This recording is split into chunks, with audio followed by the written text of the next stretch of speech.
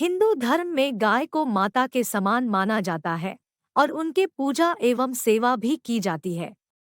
गाय को संसार के सभी पशुओं में उच्च श्रेणी का स्थान दिया जाता है। यहाँ तक कि हमारी रसोई में बनी हुई पहली रोटी भी गौ माता के नाम की ही होती है।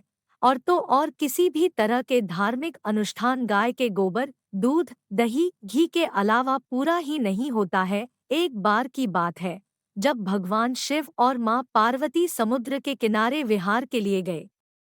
इस दौरान भगवान शिव के मन में एक शरारत सूझी और उन्होंने कहा कि देवी पार्वती, मुझे अचानक एक आवश्यक कार्य के लिए जाना पड़ रहा है। मैं कार्य पूर्ण होती ही शीघ्र आपके पास आता हूँ।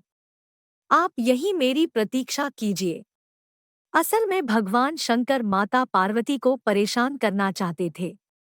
भगवान शिव की बात मानकर माता पार्वती अकेली ही समुद्र तट पर बैठकर उनकी प्रतीक्षा करने लगी और इसी तरह शाम हो गई।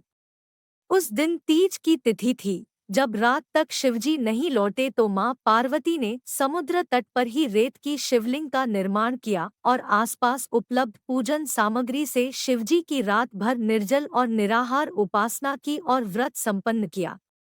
भगवान शिव वहां सूक्ष्म रूप में पहले से ही विराजमान थे और वो सभी गतिविधियों को निहार रहे थे। सुबह होते ही मां पार्वती से समुद्र में रेत की शिवलिंग और पूजन सामग्री को विसर्जित कर दिया। इसके थोड़ी ही देर बाद शिवजी प्रकट हो गए और बोले कि हे देवी पार्वती, आपने कल तीज की तिथि पर मेरी पूजा नहीं की। पार्वती जी ने कहा कि भगवान, मैंने आपकी पूजा की है और अभी सामग्री विसर्जित की है। भगवान शिव अभी भी मां पार्वती के साथ ठिठोली करना चाहते थे और बोले कि हे पार्वती, मुझे तो पूजा का कोई चिन्ह दिखाई नहीं दे रहा है। अगर आपने पूजा की है तो उसका प्रमाण दीजिए। शिवजी की बात सुनकर माता पार्वती ने आसपास देखा और उन्हें वहां एक गाय खड़ी दिखाई दी।